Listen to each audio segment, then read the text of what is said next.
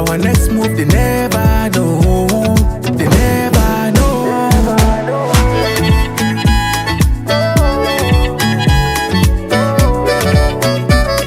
They never know.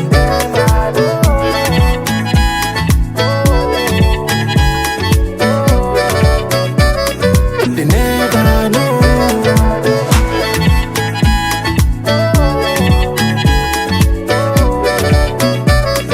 They never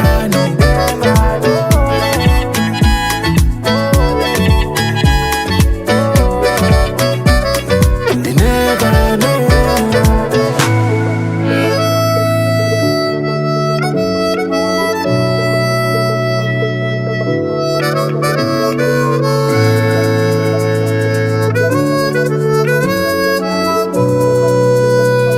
They never know.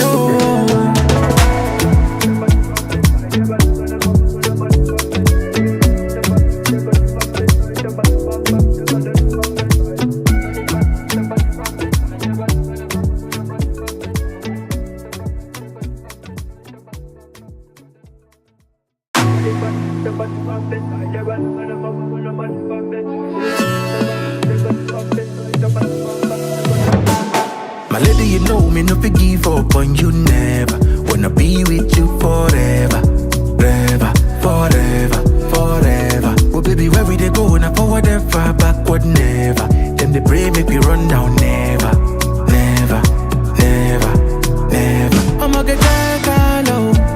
Girl, you're the best I know. Our next move, they never know. They never know. When you go check low, girl, you're the best I know. Our next move, they never know. They never know.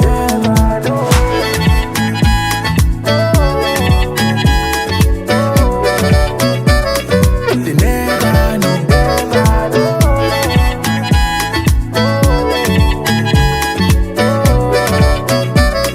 They never know. Without you, baby, the journey go too rough. So you know, girl, I be feeling this love. Even when I'm down, you wanna wait in this up. It's not blessing, I'ma not be luck. Baby, nobody feel day like you. Rara, rara. I said nobody feel make me feel the way you do. Rara, rara. I'ma get that low. Girl, you're the best I know. Our next move, they never know. They never know. When you go check low, girl, you're the best I know. Our next move, they never know. They never know.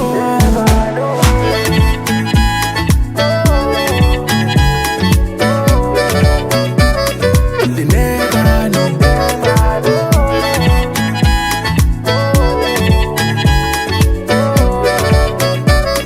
They never know.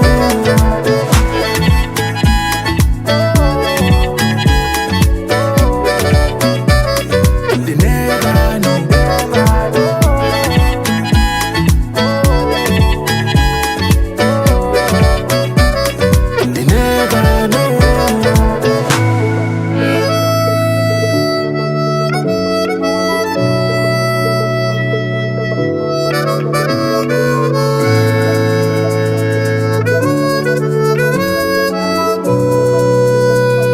They never know.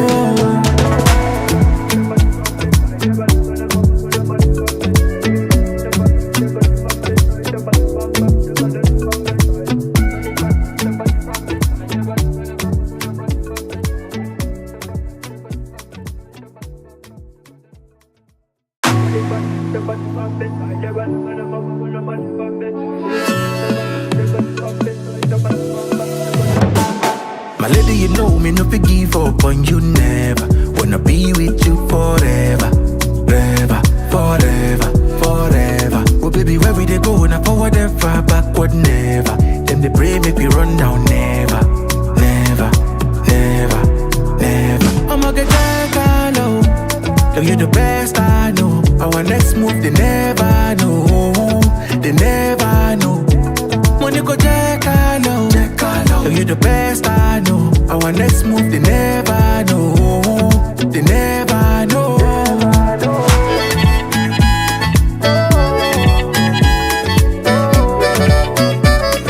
They never know.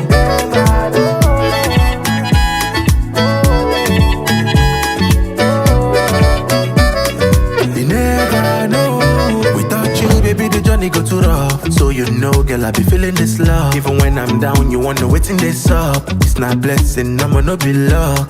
Baby, nobody feel day like you. I said nobody feel make me feel the way you do.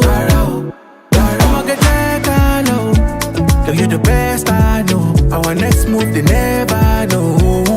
They never know. Money go check low. Girl, you the best I know. Our next move, they never know. They never know. They never know.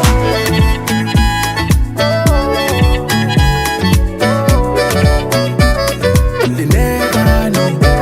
They never know.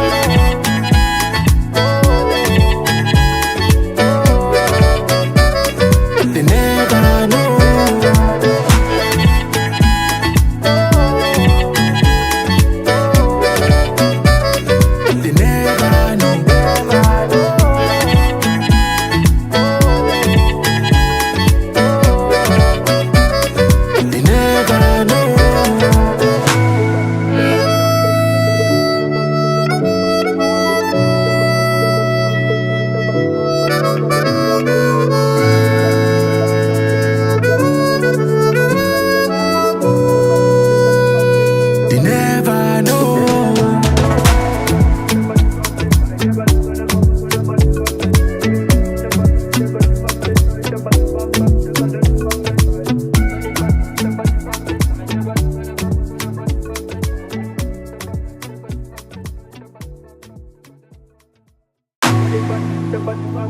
never know.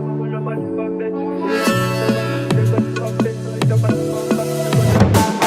My lady, you know me, no give up on you never. Wanna be with you forever. Check, 1, 2. Hi, everybody. There we go. Welcome. We're here on the Hohner YouTube channel.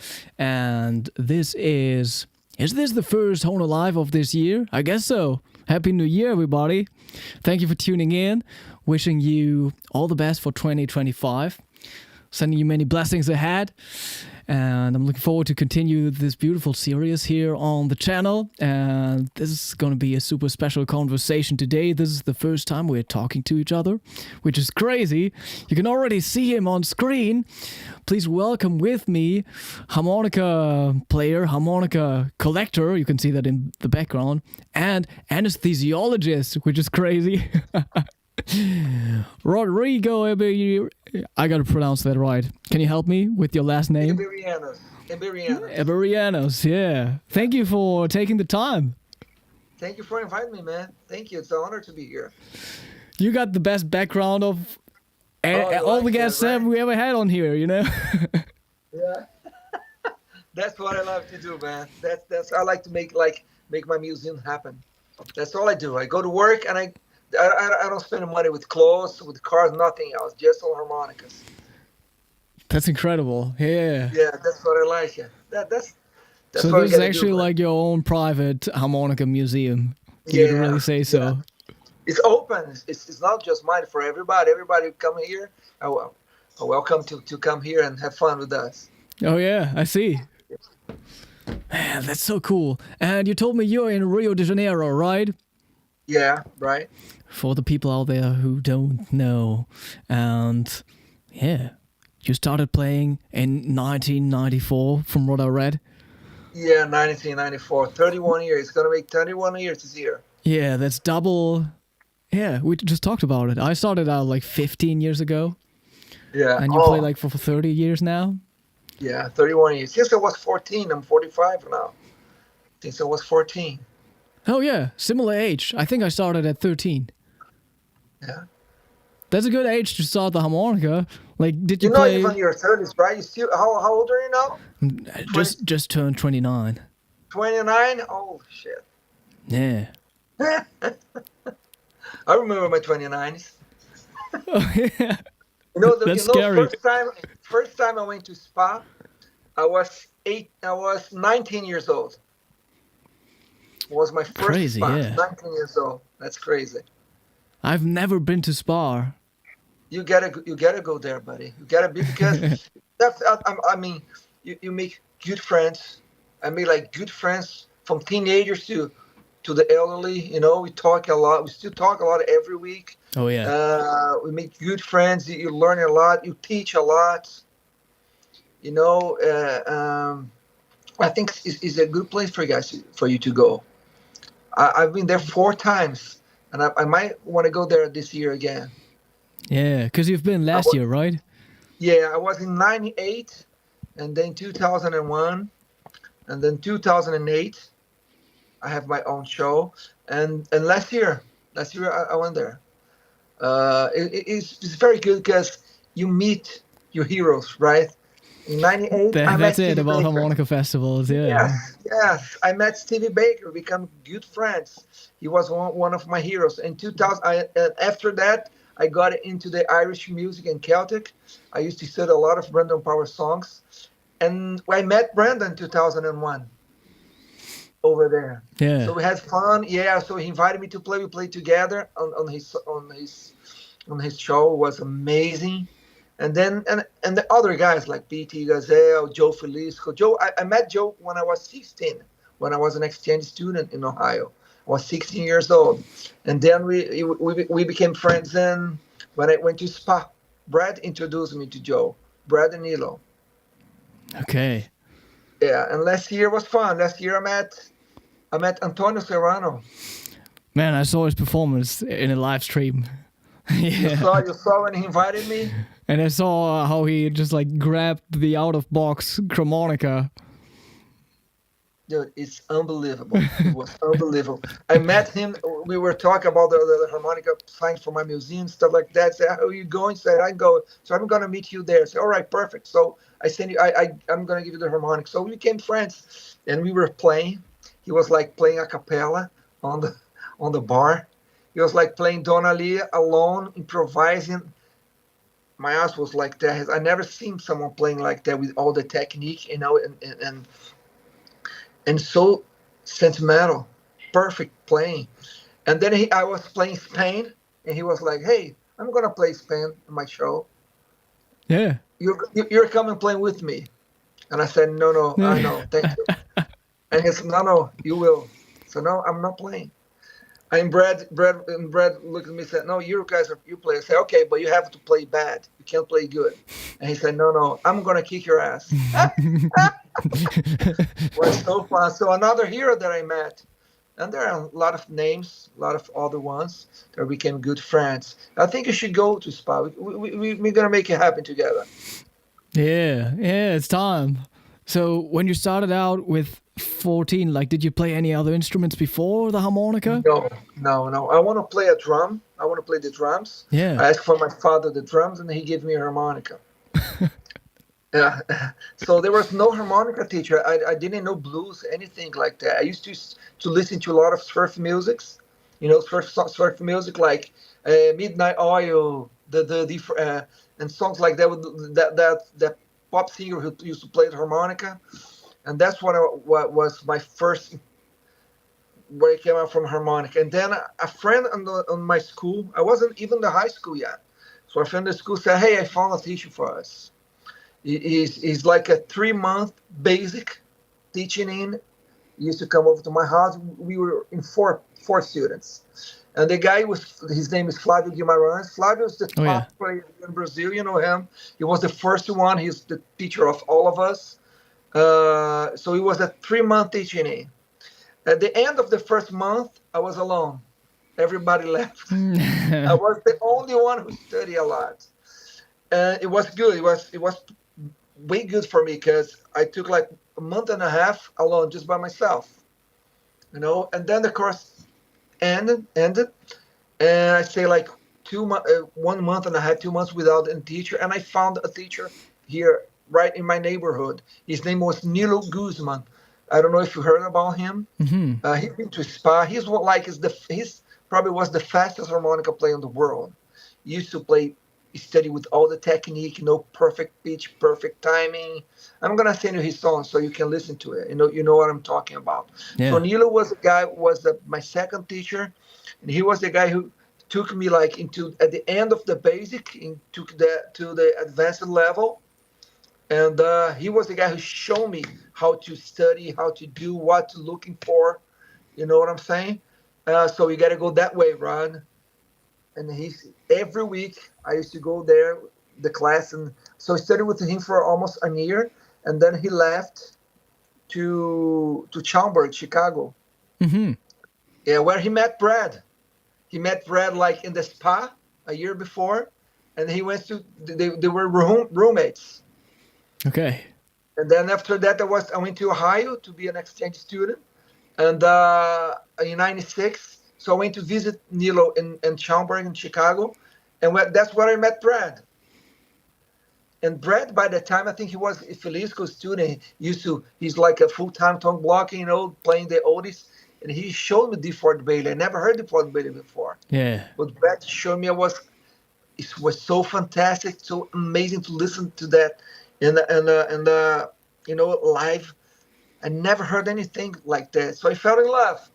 I learned a DeFord Bailey's tune. That's it. So after that, I used to play by myself, playing a lot. I started to study chromatic with Jose Stanek. He was my chromatic teacher. And then I used to live as a musician for a while. Then I decided to go to medical school. Interesting, yeah. Yeah. Crazy shit, right? And became an anesthesiologist. But even though I was in medical school, I used to do a lot of recording for studio, for TV, like a harmonica studio guy. Right. At which age did you make that decision? 23. Okay, yeah. Yeah, 22, 23. I got into medical school. I did 24 in the first year. But I never left the harmonica. I mean, for a while, I had some period of exams and stuff like that. I have to quit the harmonica a little. Yeah. But never left. I never left, man. Never. That's what I love to do. That's wonderful. And I mean, Brazil has such a huge culture and like all the music, and I love to play that music so much.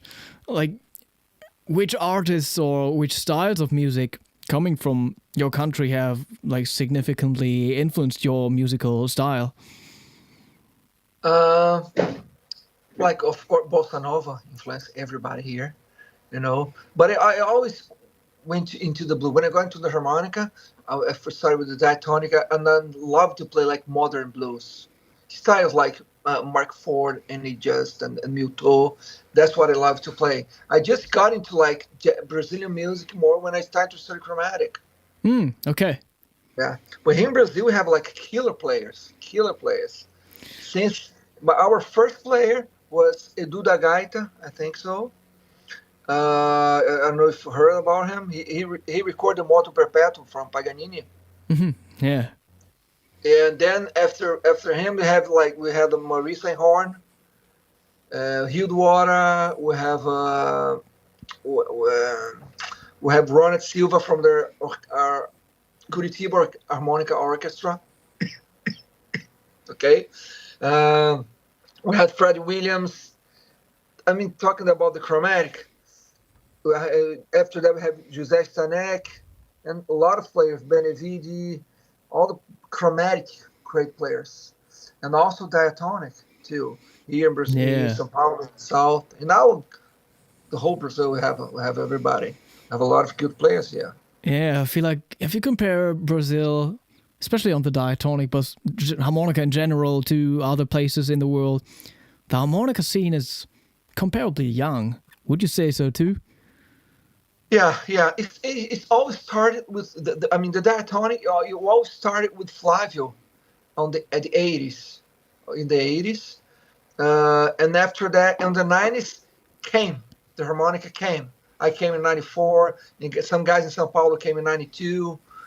So it was basic, like Rio de Janeiro and São Paulo, and Curitiba, and after that came in Porto Alegre, where you're supposed to come last year. Yeah. And now we have everywhere. But it's something about 30 years from now.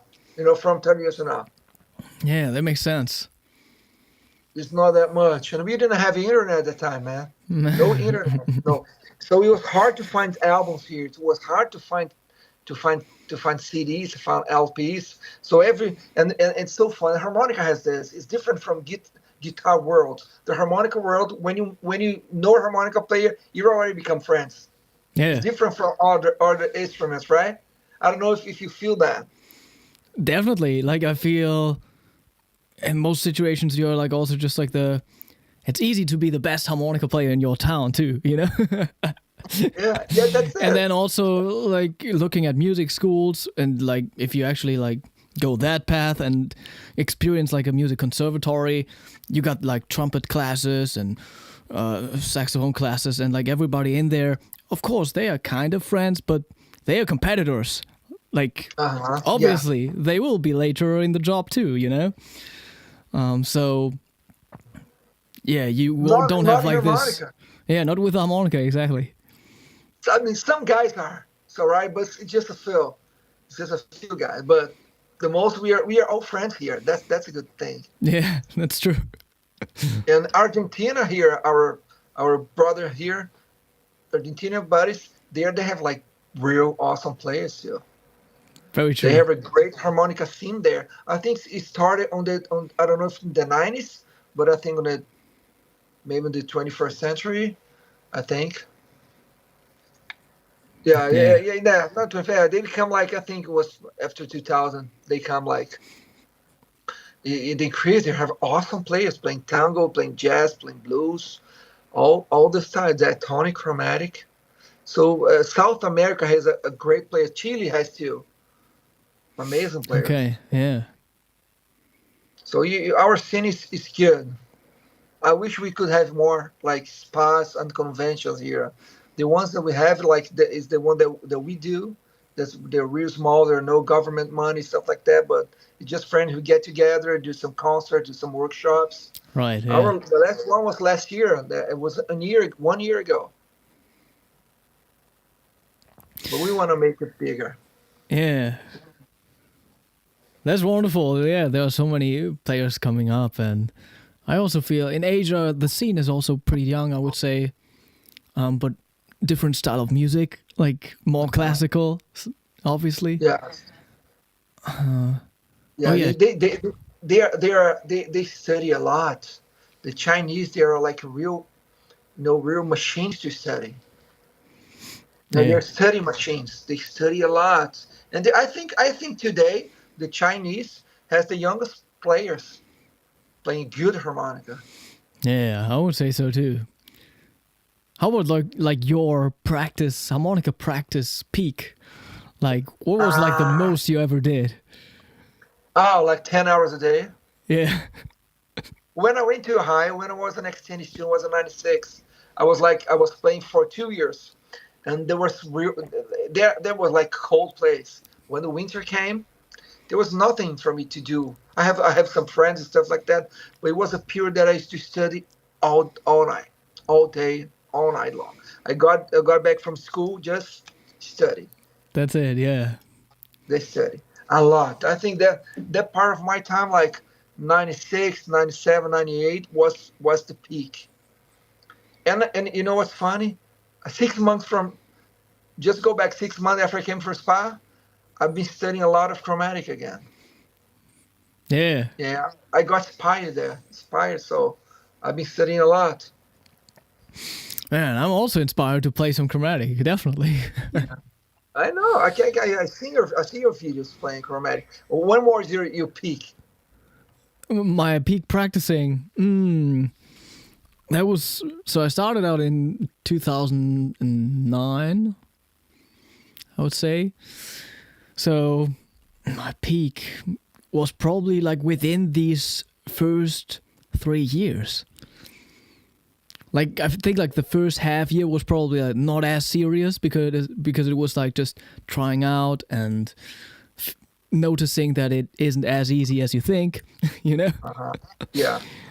And it took me the time to just like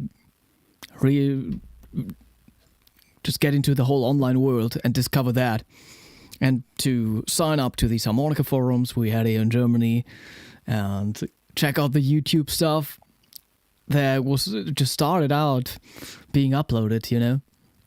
And that was when I went in heavily, and that was same thing. Like after school, I didn't do anything else. It's amazing, right? Like nothing. It was Do just you playing miss along. that feeling? I miss that feeling. I miss sometimes that passion. That all you want to do is play harmonica. There was sometime part of my life that I think I was getting crazy because when I was in school, listening to the classes and listening to music, and all I could think was improvise. Was the whole time improvising with my mind, Yeah. doing exercise without a harmonica. Just think I was playing. Sometimes I thought, I was getting crazy by this. Yeah, I can feel you. Yeah, but like the reality is just so different. Like, doesn't matter what you do as a job, even if you are a Yeah, musician. Like like how can you practice 10 hours anymore? yeah, Like, that's it. because like there are so many more aspects to being a musician than practicing. Yeah, you probably have like we have like you probably when you have like a new gig and you spend a little more time playing that to take the repertoire, Yeah, to study the song. So I think that's like you got to go with the flow. yeah. It's like Sometimes you don't play. some Sometimes you waves. spend Yeah, sometimes you play like we spend like 2-3 days without touching a harmonica, but and when you got back and you study a lot. it can be really good too. Yeah, I know Like it. the Yeah, best. I think I played the Howard Levy concerto with an orchestra like 3 times or something. And the one, that concerto he did with the diatonic. yeah, You play that? yeah. And the time I played it the absolute best, I took like a 2 or 3 day break of playing before. That was the Yeah. best performance ever. But like, Yeah. I Make the was, idea settle. Make the yeah, idea settle so you relax. that You don't was have to really think relaxed. anymore. That's amazing. Yeah, it takes time. It's not easy. People think it's easy. No, it's not. It's hard. I used to study a lot of how do I learn just how to play? Of course, I have my teachers, but I used to learn a lot from the other harmonica solos. Yeah, I used to transcribe a lot. That's what I did. I love to transcribe solo. I love it. It's like a passion. So I used to do a lot, man, a lot. And I have like 2 books full of transcribed solo that I did. And the more that I didn't transcribe, but I know how to play almost all of them. And the people ask me, "Hey, Rod, how do you remember that?" I said, "Because I play a lot. I have to take that same solo and play like 1,000 times. So you that's never it. forget.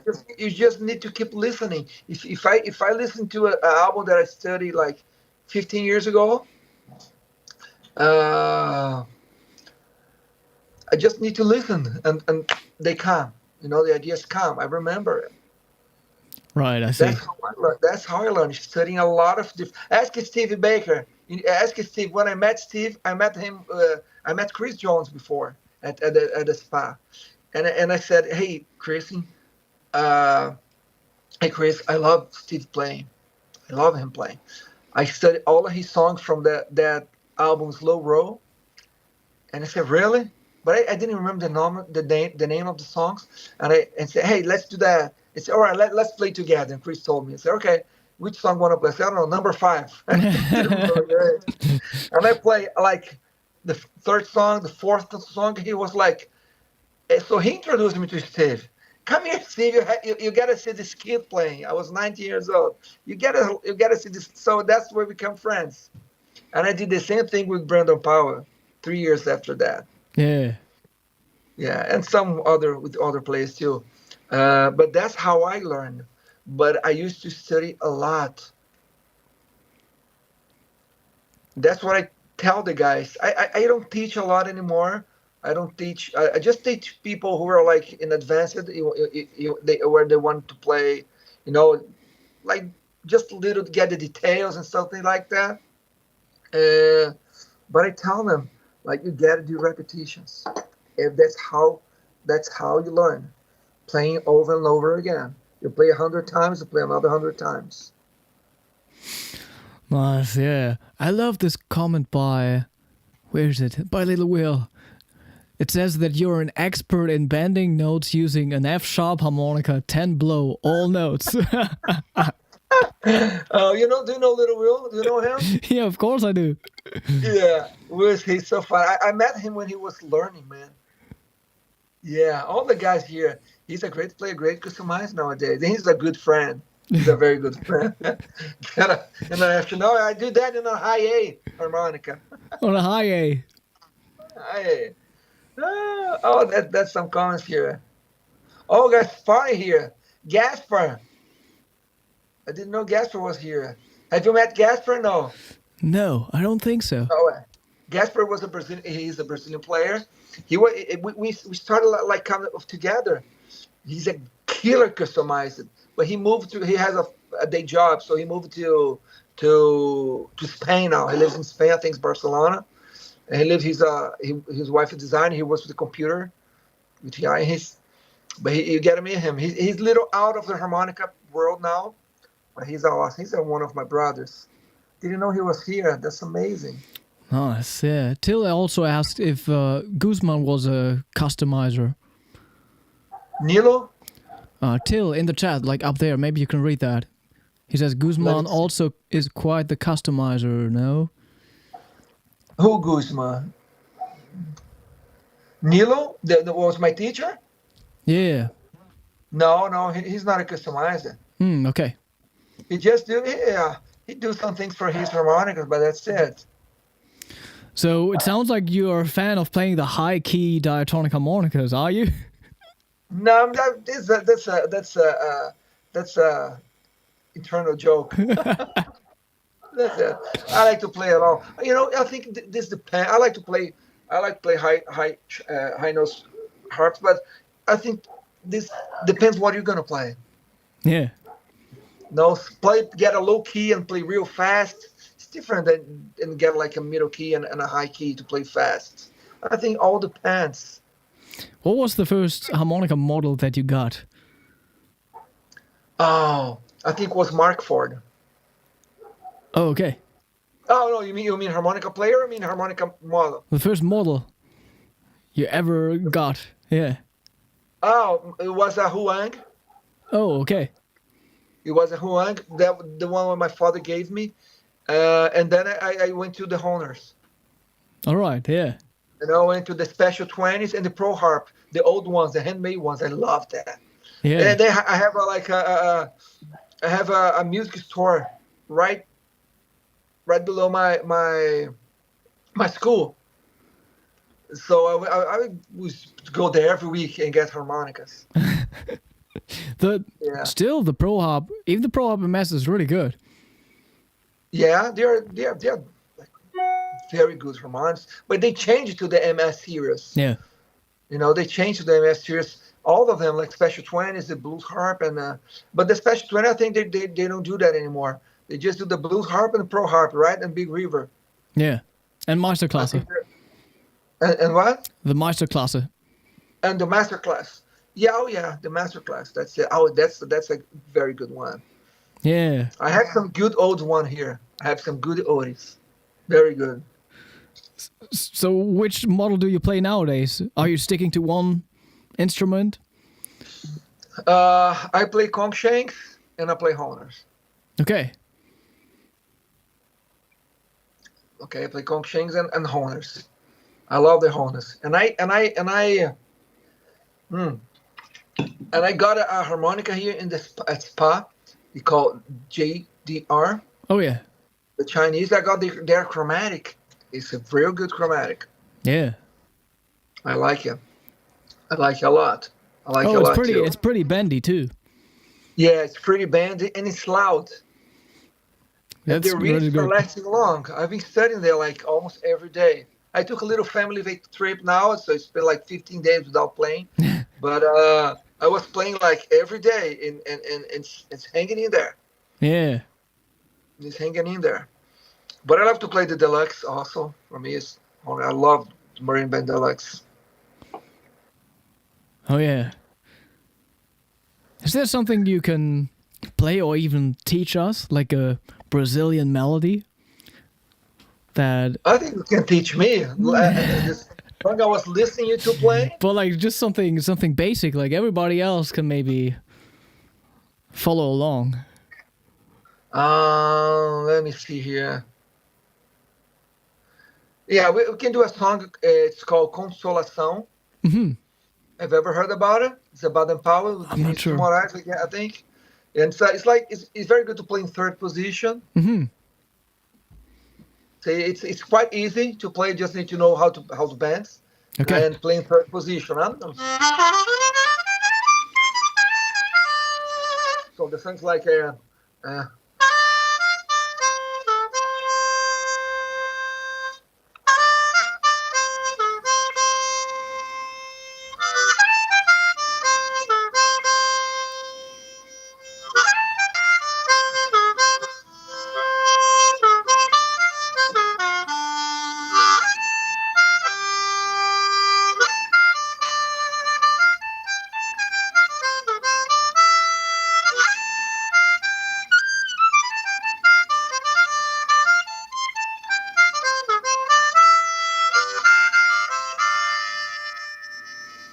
it goes like this. The whole song is this. You have the A and the B.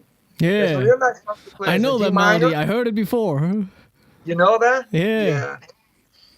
And some Tom Jobim melodies, right? But to play the Tom Jobim songs, you get to know more. You get to know about music theory, improvisation. It's like jazz. Something that's easy that I like to teach is Favela. That song just.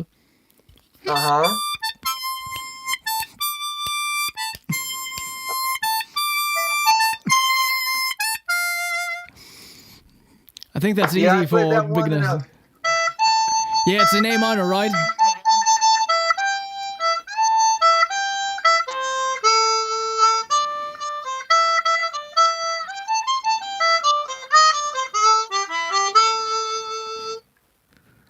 Yeah, because like I like to teach that because like then they can learn how to play in fourth position minor and then and third, you know. Yeah. So you got like Because two the keys in pentatonic minor song, that work well. Yeah, so the pentatonic melodies are real easy for us to teach and to learn. Yeah. It's easier. I think to start, it's a great thing for you to start. That's a really good one. Yeah. Little Will also Yeah, I says, like Morro that. não tem vez. O Morro Não Tem Vez. That's the name of that song. It's not Favela. It's the Morro Não Tem Vez. Yeah, that's can you remind me of that melody? I play that too. Which one? O Morro não tem Oh, tem that's vez. it. Oh, that's it. You just did. Oh, yeah. That one. I see. That one. Yeah. It's that one. So, how did you became to play choro on the diatonic? I heard you playing like notes cariocas. Yeah, I mean that was on Howard's online school, you know. Oh, really? He teaches it there. Oh. So that's how I started, and then I played Assanhado by Bandolim too. And Jacó do Bandolim. in our concerts, we like to play some Pichinguinha.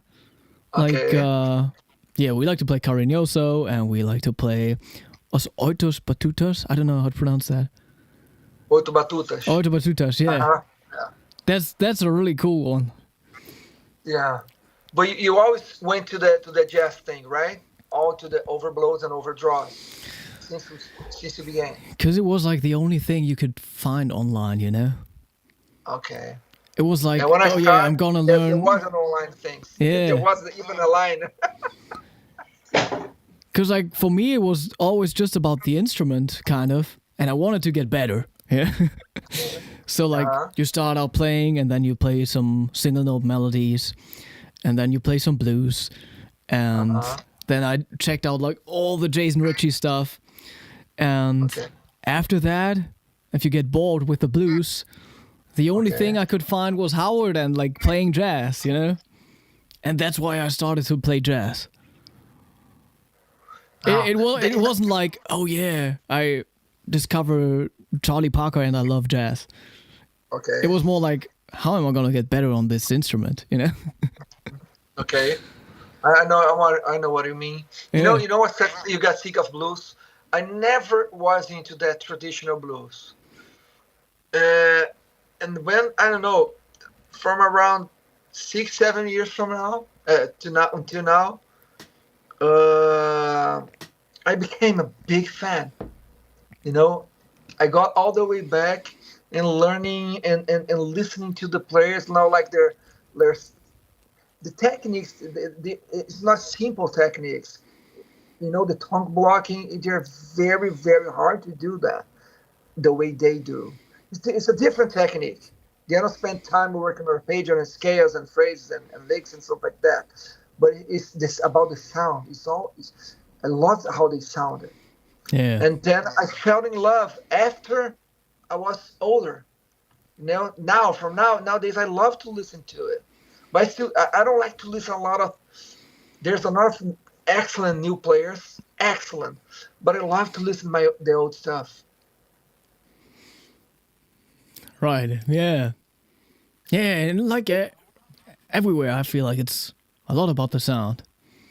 Yes, it's all about the sound. When I do workshops and I teach, there's three T. It's a three T's rule. All right, three T's is a tone, technique, and taste. They all have to be combined. They have to come together. It doesn't matter if you have a tone and you don't have a technique, you don't have a taste. It doesn't Yeah. matter if you have a taste and you don't have a tone, you don't have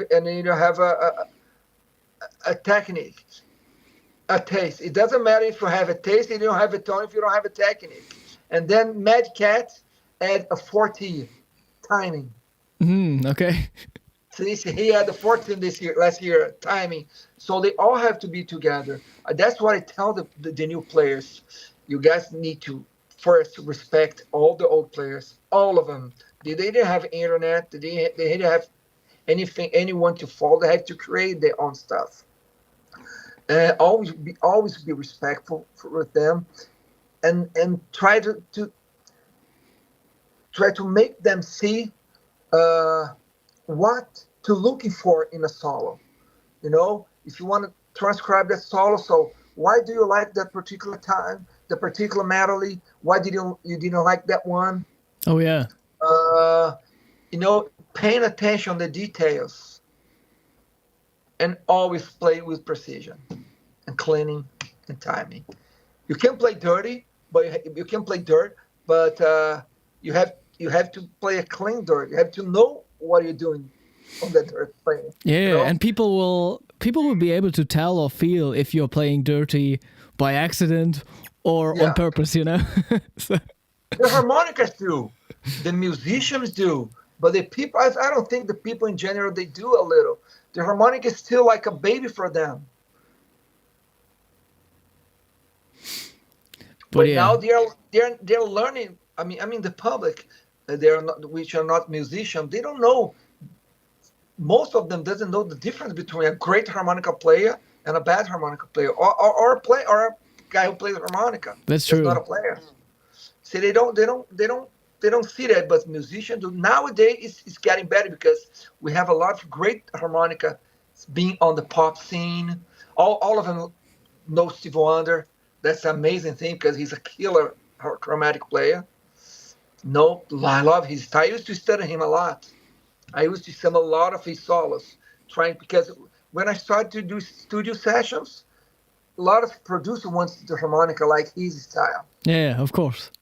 So I have to learn how he thinks to do something on that on that way, and I learned it. It was a good study for me.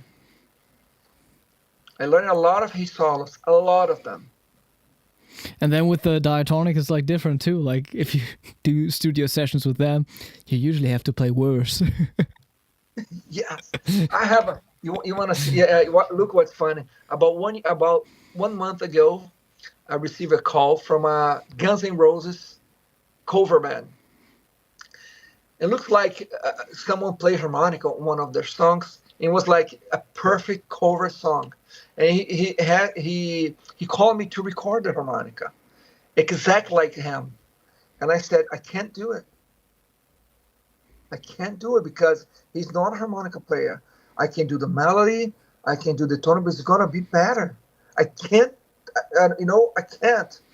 Russ, Russ Geller from California, from LA. Russ is like he's the new Tommy Morgan. He's the harmonica player from Hollywood. They did that Bob Dylan thing now, the Bob Dylan movie, Yeah. and he has to learn all the Bob Dylan songs. Yeah, I know. Roy Paparazzi, I think, helped him. They used to do that together. But Russ is a killer player. It probably was a very, very difficult thing for him to do. Yeah. It probably was a very, very difficult because he had to learn how Bob Dylan think about the harmonica. He's not a technical player, but he do his job on the song. He's a great composer. I think everybody loves him. But it was a hard thing to do. Sometimes it's harder to do for it to transcribe a solo from a good player. Yeah. No, from a technical player. It's hard. Russ had a hard work to do that, and he did it amazing, perfect. Very true. I heard that. Yeah. Yeah, and the people love him playing. Everybody comes, oh, you play like Bob Dylan, you play like Alanis Morissette. Yeah. Say, no, I play more like Stevie Wonder. That's my style. Oh, great. Stevie's a good player. He recorded a lot of songs here with the artists in Brazil. Oh, yeah. A lot of. That's it. Let me bring some water. But that's it, yeah. I had to play a melody like this once.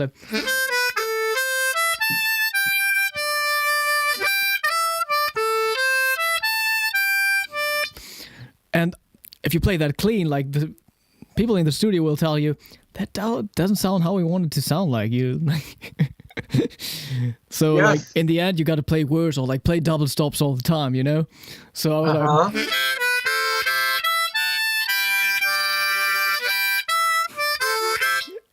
gotta sound like that. Yeah, that's what they want. Yeah. When they want diatonic, they want that sound. Yeah, right. Right? Sometimes you go to the studio and the producer said, hey, I want a chromatic. I did this for a TV here, a famous TV show here in Brazil. He was, hey, I want a chromatic. And I wasn't getting that sound. And I was like half an hour playing. He said, no, it's not like that, Rod. It's not like that. I said, buddy, hold on. I think I know what you want. So I took the diatonic and did it. He's like, that's what I need. Oh yeah. That's it, what I need. Sometimes you need to help them to know what they want because they don't know about harmonica. They don't know. Sometimes they doesn't even know that you change the harmonica keys. So why do you change the key? Why do you have all of the harmonicas? Yeah. So see, I have my studio case. They have a full set of diatonics, and I still have countertuner harmonicas. Because I do overblows, I can play, I do all of them, but I'm not an overblower player. Yeah. I do what I have to do, but sometimes the melody needs to be more, and I can't do like a four overblow with that like you guys do. So sometimes I use another, for studios I use another harmonica key just to get a good sound. Because when you overblow, most of the times you can overblow. we know that's an overblow, like we know that's a band. And sometimes they don't want that close sounds when you do the band. Well, no, I want that clean. No, it's not in tune. It could be in perfect pitch, but no, they say no, that's not in tune. Yeah, still like the timbre will be different. Yeah. Yeah, that's it. So you take it. I sometimes use another harmonica just to do the parts for the studios, no, for the producer. We do what they want us to do. There's no ego in there. Just go there and say, hey, what do you want me to do? And that's it. Most of the part when you work with a studio, with artists, that's it. That's what you have to do. What they want to do. Want me to play Alanis Morissette? Okay, let's do it. It's gonna be hard. It's really gonna be hard, but let's try to do it something. Yeah, that's You it. do a lot of recording sessions too?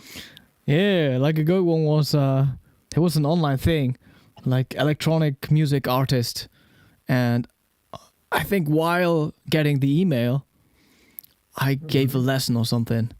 So I just like saw the email and I didn't listen to the sound sample. You know, I was just like, oh yeah, I'm gonna do this, because like I knew the artist, you know. Okay. And then it turned out, like listening afterwards, that they had like a high A flat harmonica on there. Like, I don't know, the harmonica was there already, but they didn't have the rights to use it, so I had to re-record. Oh, was there with rear harmonica or like a keyboard harmonica? The harmonica was there already, but I had to replicate it. Okay. And it was a high flat A flat harmonica, and I didn't have a high A flat harmonica. High A flat? Yeah. Never seen one. Yeah, so in the end, I think... have a high A. I have a high A. Right here, I have a high A. Yeah.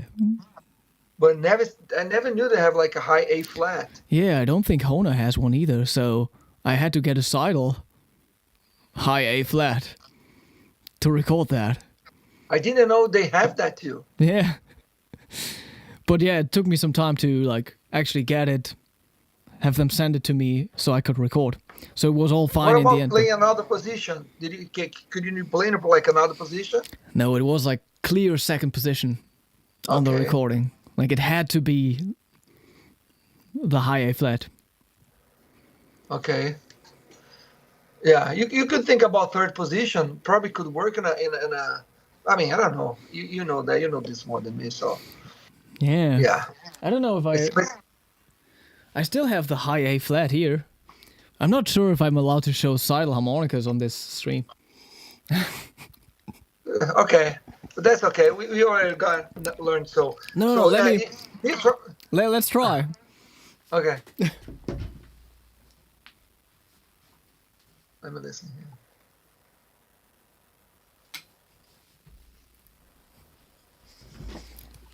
Yeah, I got this high A flat here. I also had to set it up. Like I had to really close the gaps to sound good on it for the recording. Uh-huh. And the melody was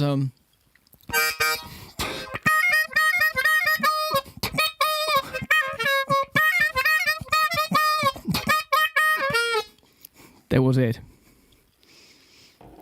So I could have done that on a... Which harmonica could have... Like in third position. You could do in a D flat harmonica, start on the sixth draw. No? Yeah, I'm just thinking about what I could do. Yeah. Yeah, you could do on a D flat.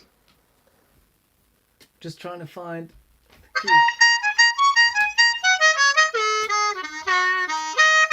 So you could have like a high A. It would have been, yeah.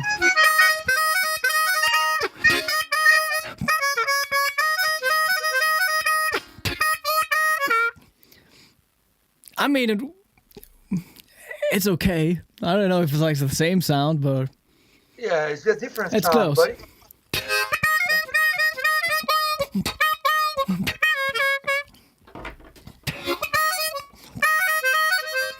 I gotta play the 3-0 draw.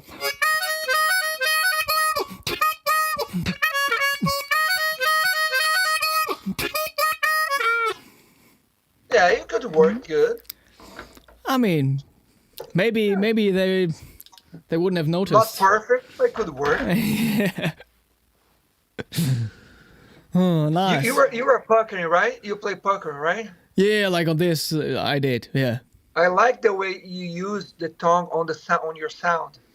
Oh yeah, I feel like so many players aren't articulating enough. Yeah. Oh. There's another player who uses his tongue a lot. Is it Alec Packley? Oh yeah. I never heard him again. I never seen him play again. Yeah. You know, do the staccato in like a smooth way. Yeah. That stuff. Yeah. The tongues are. That's why I tell young people too, young players, not young people, young players. The tongue is a very important part of your tone. You have to know, even if you're puckering, you don't use tongue to play. You have to know where to put the tip of your tongue. Yeah. Because it controls the acute, medium, and you have to know where to stop your tongue. when you use a lot of staccatos, you have to do the staccato and come back to and come right after to the back to the tone. It can't be Right. in the Yeah. front. Then you sound like No, super.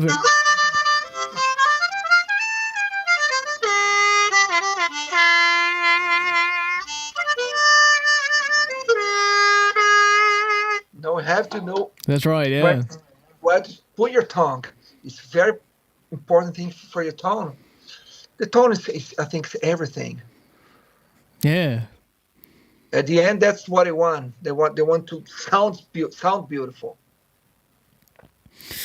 That's the most important aspect. Definitely.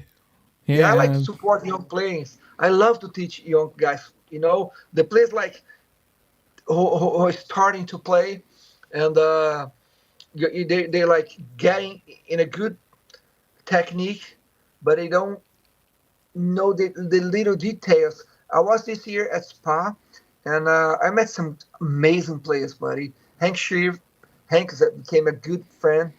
Ross, Shane, who's the team player, and there was a player here. There was a player. They asked me. They came. Hey, Rod, I have a question for you. What makes you? What's the difference? What kind of makes you to a good player to an excellent player? What's the difference? I said it's the little details. The technique everybody has. It's the little details. How you start your vibrato, how to you use your tongue, how to use a melody, how to swing, and how clean is your sound. I think for me the sound has to be clean. As you know, you have to listen all the notes. Sometimes you can mess it up, but that's what we were talking about. You have to know how to mess it up. Yeah. Stevie Baker do this real good. I love when he opened his mouth and do the melody with like 3 stops. Yeah. There's a song with him playing with Chris John and the album. Like the I think sound, there's the sound I like a lot by Steve is like, right? Yes, yeah, yeah. Have you ever heard his album Have Mercy with the other players? I'm very sure. Yeah. They have 2 of them. The first one is, I think, was his first recording, but you gotta listen to the second one. Steven is killer on that album. Amazing. And there was his album with Chris Jones. I think Everybody's Crying Mercy. Now there's a song, the first song that's called Middleman. He started with a F with a low F and change to F harp, or start an F and go to a low F. He does that dirty sound in the third octave, going to the second to the third. So good, man. So good. You have to listen to it to know what I'm talking about. Muto does this a lot too. Yeah. I was listening to him today on my car coming here from the hospital. I was listening to his album in 1992, Live One. Do you know the album? Man, I'm sure, but I'm so bad with like album names and song titles. You know? Yeah. But you came from a different generation. You came from a generation from internet. Yeah. Now, for me, it's the albums. I have that on tape. It was a good thing. It was a good thing. Now it's too much information. You gotta, you have to know what you have to looking for, because it's a lot of players and a lot of information. If you don't go to one road, you won't know what to study. Yeah, exactly. Could definitely get lost or like find the wrong stuff. That's it. You can definitely get lost. How about you, lip pursing and tongue blocking? Yeah, I started the lip sync with I'm a most puckering, but I can play. I tongue block too, not as good as the tongue blocker. Yeah. All right. Yeah, not as good. I'm the guy who's the player who's just tongue blockers. But I know I'm like Madcat. I'm a half and a half. Mm-hmm. I think some techniques, because I always like to learn techniques. Some things you can't do with tongue blocking, and some things you cannot do with puckering. For me, I think you should learn both. Yeah, definitely. Learning how to play the U-tongue. The U-tongue for me, never learned how to do that. It's another embouchure. But I mean, I'm most part of puckering and tongue blocking, but no using for the technique. So depends what I play, too. Depends what I play. If I want to play fast, I go to the puckering, not tongue blocking. Yeah. Like fast notes, right? Playing fast now.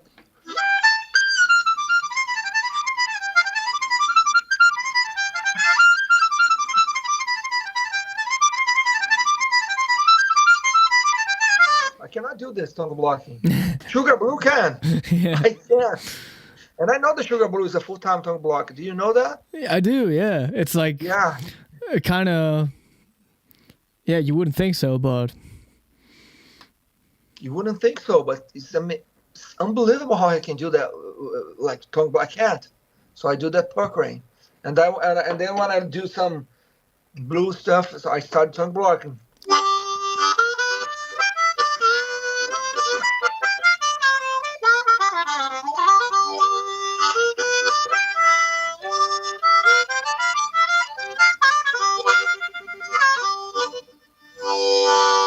So I think for me, for my taste, I think you should learn both. Felico says I'm wrong. He always says, Rod, you got a tongue blocking. Joe's, I was as part this year. But you will never sound like smooth with like overblows and everything, or like as smooth as you can sound like just lip pursing. Yeah, but you know what? I think this depends a lot. Of course, I'm talking about overblowing now. Depends a lot on what key, what harmonic, what positions are you playing. You know, if you play like if you get a C harmonic and play like a D flat, all right, it's never gonna sound smooth for me. I think it's ever gonna sound smooth. Some guys love to do that. They're excellent players. For my taste, I don't think you play like you playing a C harmonic, get like a B song, you know, a B major, not a B minor. B minor is okay, but a B major. Yeah. I don't think you're ever gonna sound smooth. If you play like three, four keys, that you could, like how Levy does, you can figure out which one's gonna make you sound smooth. But again, this is a matter of taste. There are players who love to play one key. In Brazil, here we have Otávio, Diego, Pablo Prat. They play everything in one key. They're amazing players. I could never do that. I could never do that. Yeah, I'm also carrying all the keys, man. You too? You do? And how do you think about music? Or how do you do that? Because I know Howard is a genius. I have no idea how I do that. No, he plays the harmonica and any key and the piano together. All right, I can't count on him. It's a genius. It's another player. It's another human being. How do you think? Can you that easy where you are? Like you get like a D flat harmonica. Do you know fast where you are? I mean, I could tell the notes that I'm playing, no matter which key harmonica I have in my hands. But like sight reading music, like that's something different still. And then like especially like if it roughly stays in key, what's written on the sheet is also easier to read, obviously. But yeah, I can read on a C harmonica, and B flat and G works well too. But yeah, that's quite difficult. Could get difficult on like other instruments. Other but keys. It's quite difficult to read in another key. I mean, in another harmonica key, not another music key. And you just got to be fair. Like in general, if you compare diatonic and chromatic, it's like way easier to read music on the chromatic. Of course. Or if you get in a C, harmonica, that's it. The C diatonic, that's okay. Yeah. But you got a D flat, you got an A flat, you got an F sharp. No, I can't. My reading's not that good, so. But it's difficult. I don't know how you guys can do this. I know it has this, it's a study. Now you just need to practice. That's it. And doing it a lot. Yeah. Or like being But it's forced to, not. like if you're like starting to do some music school stuff and they got these different combos and then you play with a big band and whatever and you get the sheet music in front of you, Uh-huh. you're just forced to do stuff, you know? Like you Yeah. gotta be fast. Yeah. Which key harmonica am I gonna use? You know? And maybe for that very moment, maybe you're not fast enough to pick the right one. And you just pick it up on the C and so you can read, you know? Whatever. Uh-huh. But it happens a lot with you, or no? They always send you the song first before. It's funny, like I haven't been in that situation for a while now. Because Okay. like I'm also like most often just performing in a duo with my pianist, so I'm in charge of what's gonna be played. Okay. So that's good. But these situations are really good sometimes. Yeah. A little scary too. I used to have that situation and go to studio, but now with the internet, they send you the song. Sometimes they send you the idea first, and just you. I think I really prefer to do that. And then when you get in the studio, it's way faster. You Yeah. already know what you want to do, what you can do, what he wants to do. Sometimes they change, but I think this way is better. You don't get caught by surprise, and you can do a better job. You know, I think this way you can do a better job. With the internet, we can do that, and it's cheaper for the guy. He's not playing. Exactly. He's not spending studio time, Yeah. money, studio time, and you did all right. Just got there. I'm the what you have to do. Let's do it. I did some records like I was like first time. You know, the first playing was all right. That's it. That's perfect. And then Ah. you're like, are you sure? Should I do this again? Like, are we done Yeah. already? Like, Originally, it was. I had two weird. I had two situations like this. One, I had a motorcycle accident. I broke my clavicle, and I ripped. So the guy he got me to. It was to a TV station here, and I got. He wants me to play a Celtic, Irish tone. It was from a novel here, that a soap opera that used to pass in the Irish community here. So I have to play an Irish tune. oh yeah. When I got there, but the producer didn't know a lot of Irish. He didn't know, but he had to learn. So he told me the song. Good that I already knew the song. It's kind of an Irish classic. So I went there, broke. I was literally broke. Someone drove me there, and I was walking like this with my harmonica kit here. So I have a cast here, and he looked at me and said, "How the hell are you gonna record a harmonica like this? You are so fucked up." And I said, "I just need to sit down. I just need a couch or something to put my elbow on because I Yeah. can't move my elbow." Constantine, I did like this. I'm not kidding, man. So I put my elbow in in a couch or something, and I play like this side. Yeah. It was so I had to put the microphone. It was the only way I could play, and I recorded on the first player, on the first one, and I started to play. He was like this, at the end. That's it, Rod. We're done. Nice. Or another situation too. I was all right. Play a little. I'm gonna put your song. You play, so I'm gonna do the sound check, and I did. I thought he was doing just the sound check, and I said, "All right, let's go." He said, "No, we're done. That's it. Perfect." It was good. It was a good. I think because you were relaxed, you wasn't thinking Yeah. about it. Of course, I was in a good day because it depends on you. Sometimes you're not playing that good. Sometimes you do. It happens with you too. Yeah. I Of think it happens with course. everybody. Not every day you're kick ass. No, sometimes my ideas were terrible today. I cannot feel you have problems. You can't relax. You gotta relax. It doesn't matter. You gotta relax.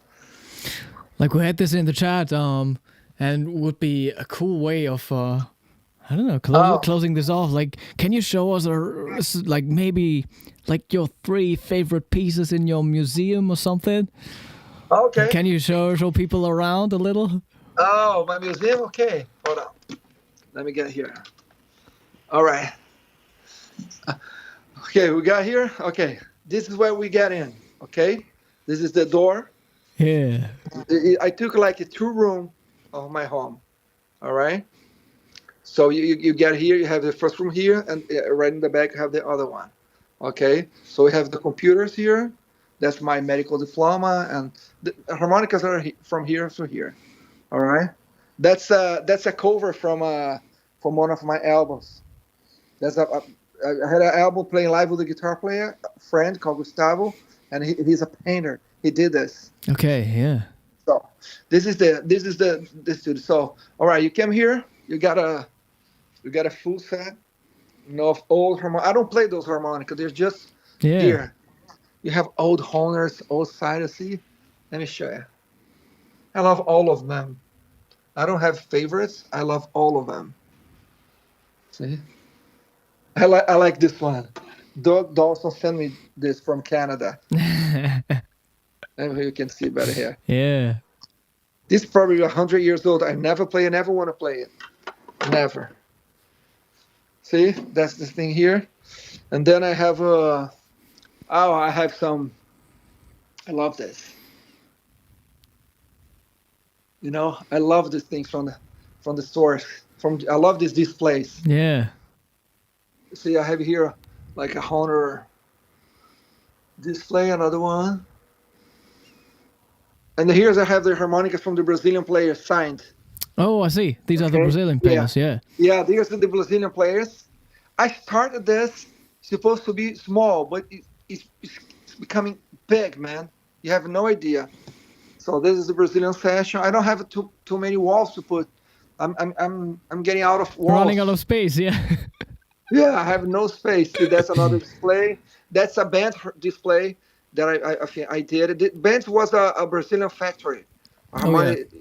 Right? I think it lasts like 5-6 years, and then they closed. So I was there in Dorsey, so I have all of the harmonicas. This is a poster I got in St. Louis I got in New Orleans last year. It was original for Paul Butterfield. It was original poster from the 70s. Let me see here. I don't think I have the dates. It's from the 80s or the 70s. It's a long time ago. Here I have some books and here. Oh, I love this too. Let me. Okay, let me see if you can have it here. Okay, can you see it? Oh, yeah. So I love this one. It's beautiful.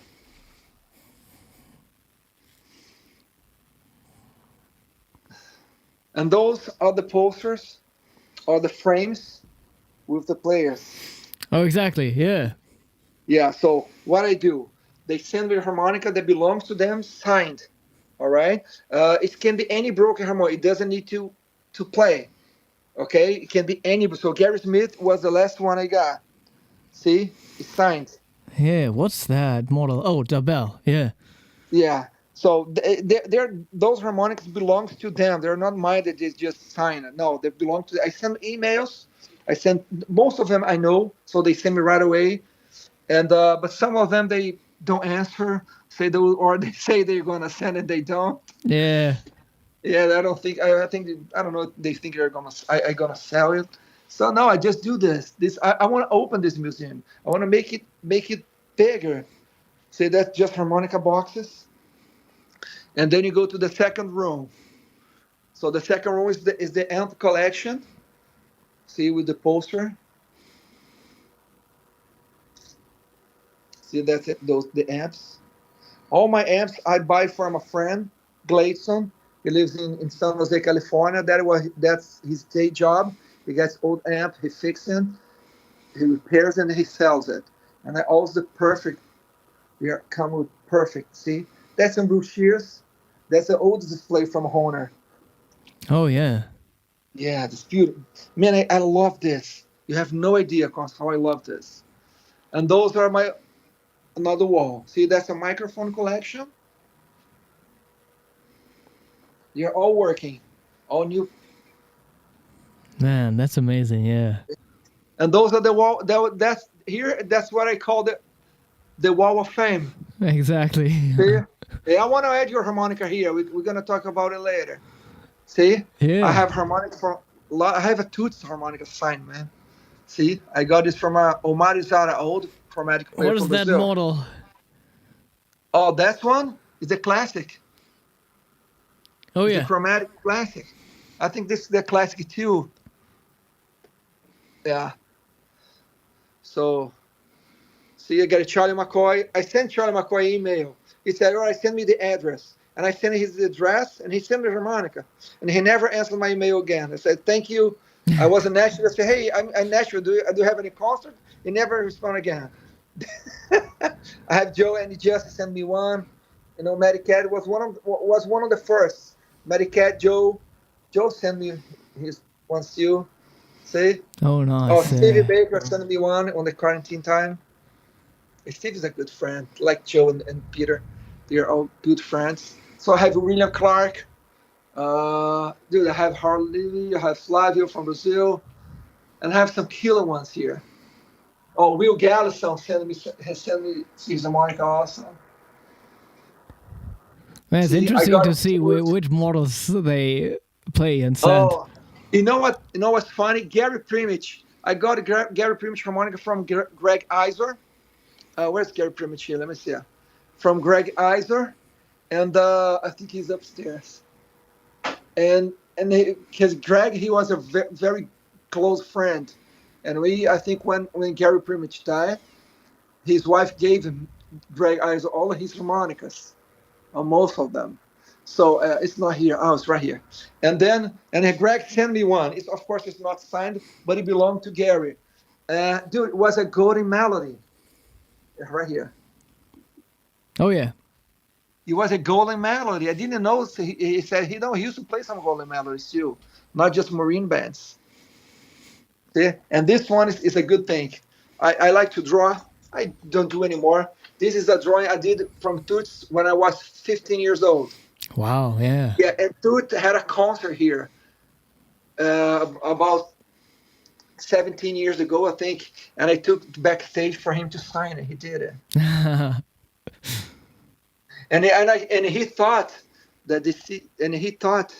that the drawing this was for him. I said no, it's for you to sign it and give me back.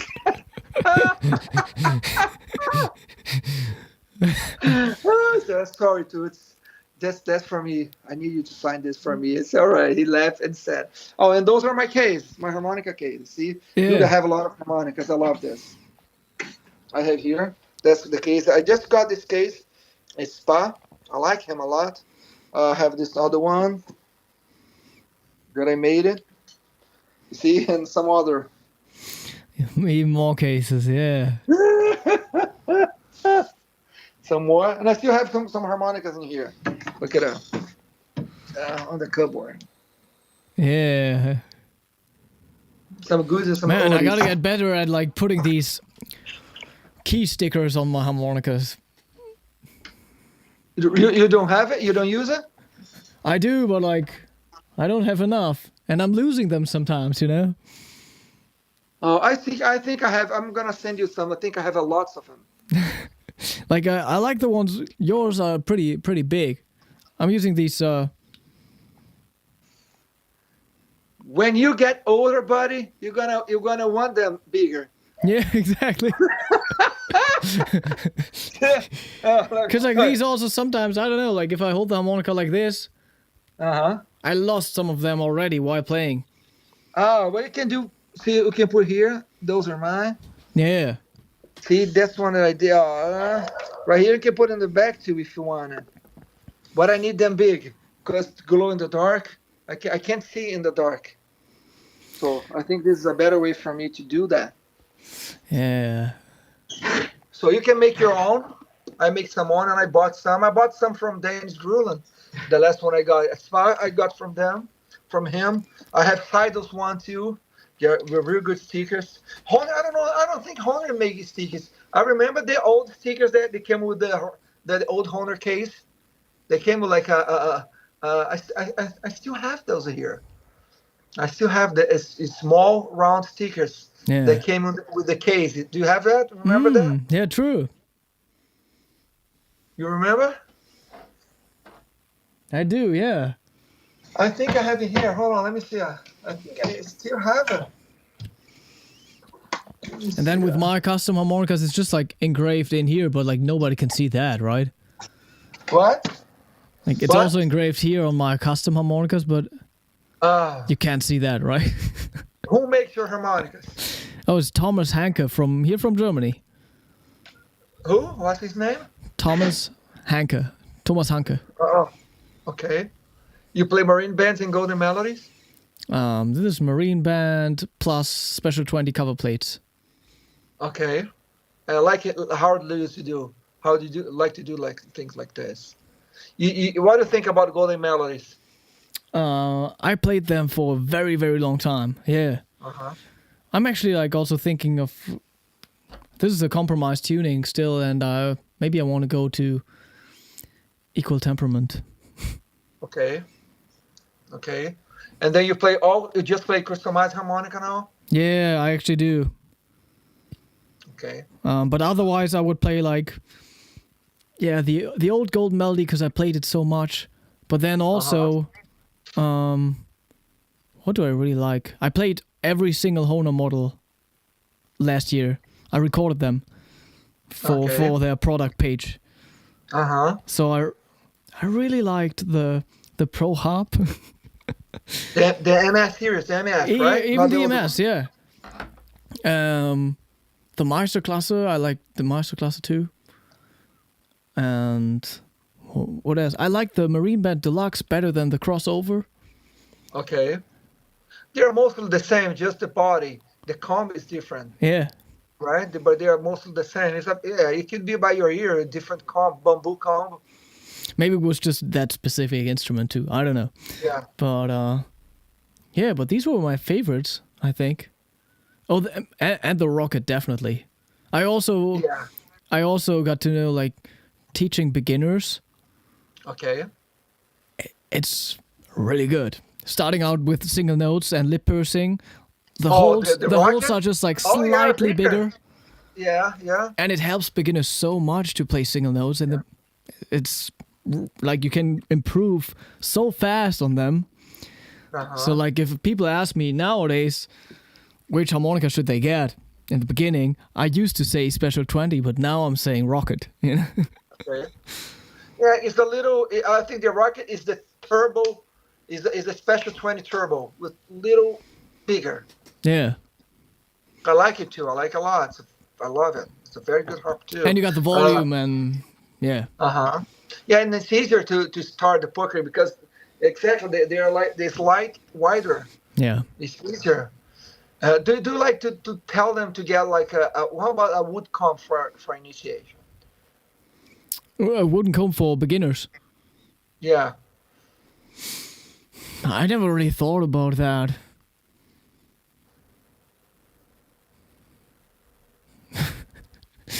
I prefer like you with the plastic comb too for beginners. I think it's gonna work better. I mean, for beginners, it's probably better because like they will automatically produce more saliva also in the beginning.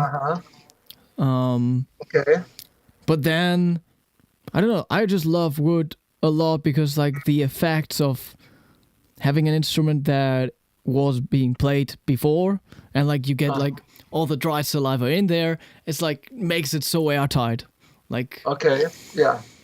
You also get that effect on like plastic combs, but like it's more apparent on the wooden combs. Yeah, but nowadays I love to play with wood combs. I love the sound of it. Yeah. You know, it's different. I'm changing now from 5 years to now. I've been changing my what I like. It's amazing how you can change it. In the past, I think this one was the best thing to do. Now I think this one's not that bad. And then probably I could come back in the future. I can come back to this. But it's amazing, right? Hey, Bo sent a question here. Let me see it. Boas, I met Boas this 6 months ago. He's a Yeah. killer player, man, killer player. He plays bass, he plays chord. He's an excellent customizer too. What he said here. Ah, okay. Where's Boas? I'm not sure if there was a question. No. Darius asks, why do you like the deluxe more than the crossover? Yeah, I don't know. That was maybe just that particular one. Okay, yeah. So true, Rodrigo. Yeah, Boas here. Hey, Boas, what's up, buddy? Also, for quite some time, the deluxe was just like my main C harmonica, so maybe it felt more familiar from the past, kind of. Yeah. I had like Yeah, several main C harmonicas. I think the first one I ever got was like a blues harp MS, Okay. and The then first one? yeah, that was the very first one. That's a big one. And afterwards, I think the second harmonica I ever got was like a herring, vintage, Oh, vintage. because I liked Okay. the cover plates, you know. Yeah, beautiful. They're beautiful. Yeah. I don't think they sound good. I don't like how they sound. But it's beautiful. It's a beautiful color place. Yeah, and then I played as my main C harmonica, yeah, Marine Band Deluxe, Suzuki Manji for some time, Oh, okay. and then went to the Rocket when it came out, and then just a lot of like gold melody all the way, you know. Okay. My first rocket I bought in Trossingen. I went to Trossingen about, let me see, about 7 years ago, I think. I went to see my sister-in-law in Switzerland, and then I said, well, hey, I'm two hour and a half driving from. So I gotta go to the Harmonica Museum. So I went to that museum. My son, he was like 4 years old at the time, 3 years old. I said, Dad, hey, go with your mom. Let me stay here because Dad's on Disneyland now. I can't talk to you guys right now. So I had to see all the museum. And then I got my first rocket in there in a store, in a music store down the road. That was my first rocket. It's a D rocket. I still have that. I have that. I was playing today. Yeah. Man, that's wonderful. That's it. That's what else? What else guys are asking here? Let's see.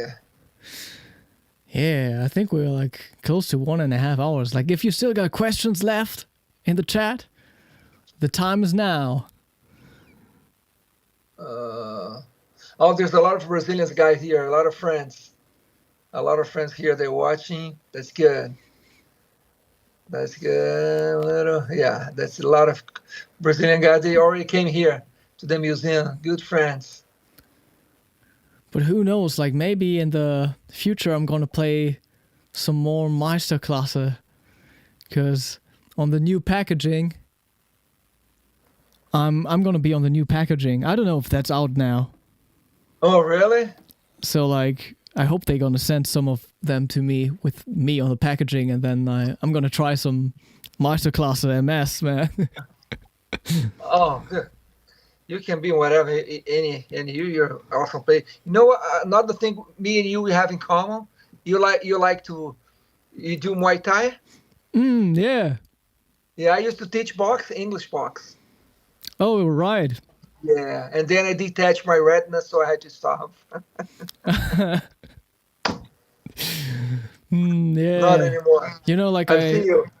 Funny. I never did like any martial arts in my life until 2 years ago. That's when I started, and I don't know. I wish I started earlier. You know. Yeah. Because like one of the best things I ever started. Yeah. Besides harmonica. It's kind of addictive too. Yeah. Yeah. Makes you focus. Makes you helps you with anything. Helps you to relieve the stress. You know, and makes you focus. Make you focus when you go to do it to outside the gym, and you're good. You have a lot of endorphins, and you're feeling great. Yeah. and you can do whatever you want to do, like a superhero. Yeah, exactly. Exactly. I like a lot. There's a guy here. Let me see. Adam West. He said, "I like your performance at Spa." Oh, thank you. Yeah, at Oh Spa last yeah. year. Yeah, I didn't have my own concert, but I played with PT Gazelle. You know PT? Yeah, of course. Yeah, I know. He invited me to play, and I played with PT, and I played with Mariano Massolo from Argentina. Me, him, and Antonio on the same stage. It was amazing. And then I played with Antonio. I didn't want to play with him, but he said, "No, invite you go play." Right. It But was yeah. good. We gotta go there, buddy. We gotta have fixed it so we can go together. It's gonna be fun. Yeah. You didn't read that by Adam. He also like suggested that you record like a little video too, or of your museum for YouTube or Instagram. Oh, okay. I will. Okay, I will. That's a good idea. I will. I will. I'm gonna do a video. I'm not very good on videotaping things. Some guys are amazing. They do some very good videotapes. I don't, but I'm gonna do this. All right, I'm gonna do this, Adam. Send me a Instagram message or Facebook, and please remind me. But I'm gonna do that. I send it. Doesn't matter. I can send it to you, just to you. But I'm gonna do that. All right. Nice. Let me see what else, boys. So true, Rodrigo. I have no idea what we were talking about by the time I said so true. Because I'm using my phone. Yeah. Does anybody has a question or something? Hey, everybody, I'm late. Yeah, a little bit late. Hard chance. The heroes more. So that's amazing, dude. It's so great that we can do this kind of things and support young players. I like to get these guys and teach him. I love to teach these guys the secrets. I love to the secrets that I know. I don't know, of course, I don't know at all, but I like to teach them because some players they don't teach. Yeah, They that's don't true. teach. I like to teach. I like to teach, and in Brazil we have expression. It translated to United States, it calls it "jump of the cat." I don't think. I think it's a Brazilian. Jump of the cat is like the little details that you teach that nobody teaches. I love to teach that. Oh yeah, Sean says, "Give us a little jam now." I Okay, mean, what do you that's want? that's the only way to close this off, I guess. Yeah, let me show you one thing. What do you want to listen? You want to listen to some old things, some like D. Ford Bailey? You want to listen to? Oh I yeah, can put some YouTube thing. You like it? that would be Okay. cool. Okay. This one I learned from Brad Harrison in '96, and I studied for a little while, and I about 1 year from back from now until now I was playing again. I went to Spa. I was with Delisco. I was with Joe. Like it was 1 a.m. I said, Joe, let me show you. Joe knows I love to do this. And he said, Rod, let me teach you. And I thought I was killing, man. I thought that, hey, Joe, you're gonna love this. I thought I'm gonna nail it. And he was like, okay. It was good, but I still have to make it better. and Steve and Baker was sitting down, and I said, "Hey, Steve, do you play this thing?" And he said, "No, he's the only Leroy guy who can do that in the whole world. Nobody. He's like he loved this thing, and he was teaching me like the little details about breathing. You know, dude, there's so many details, so many things about before playing. It was amazing. Let me show you. Uh,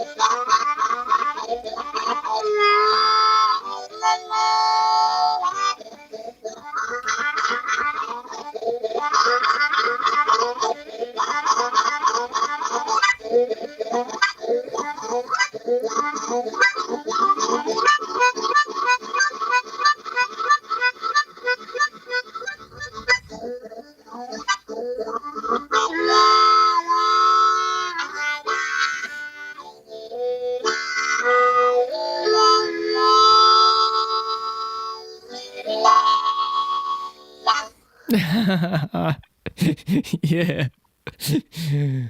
That was the full package. Yeah, I like this. I love to listen to it.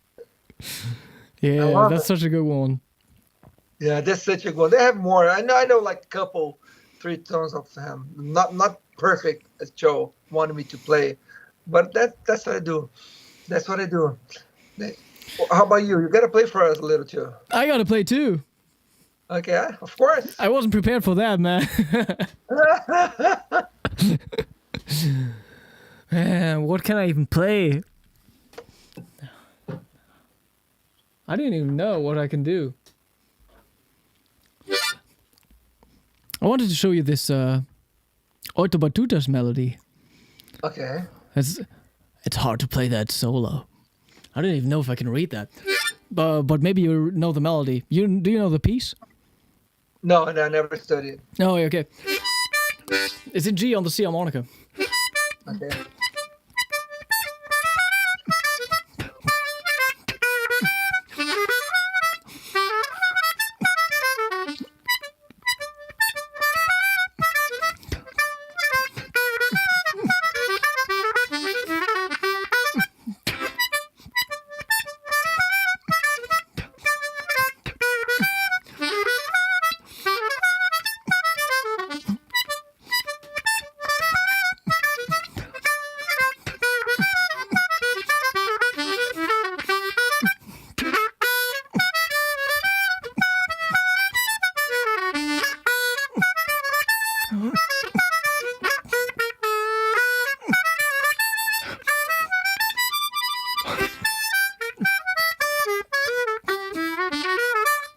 Yeah, that's the B section. And there's a beautiful C section, and man, I haven't played harmonica all day.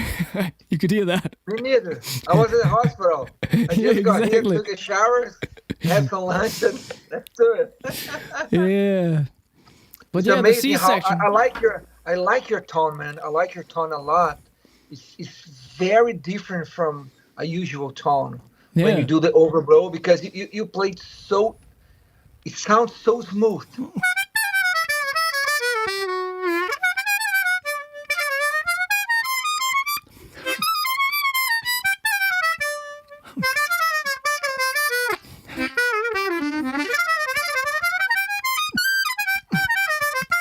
Yeah.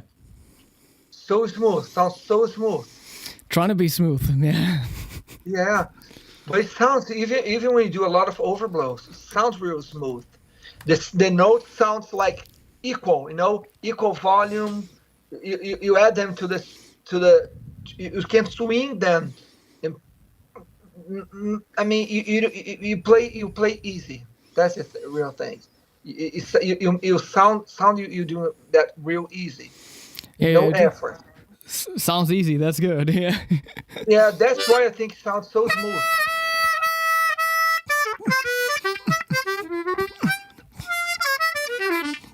And that's the C section. It's beautiful.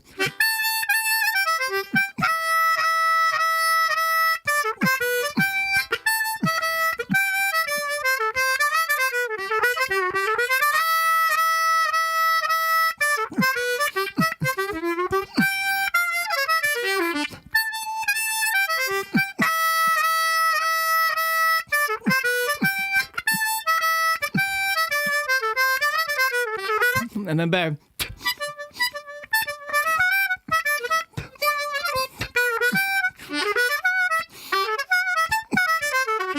Yeah.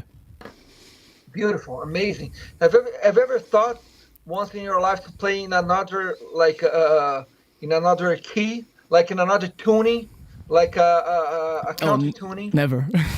Never. Yeah.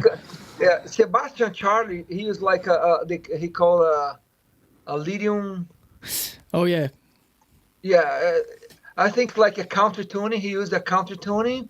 I think it was a 7 draw. I don't know if he's like a half step down. I don't remember that. But you never think about use like a 5 draw, half step up, so you don't need to overdraw. Yeah. Anything. Never. Yeah. Never. But yeah, in terms of tone, I think that's what I like to call it. Like I think my hands play such a big role. Okay. Yeah. Okay. Yeah. Just You play with your hands closed, right? I close them a lot, I would say.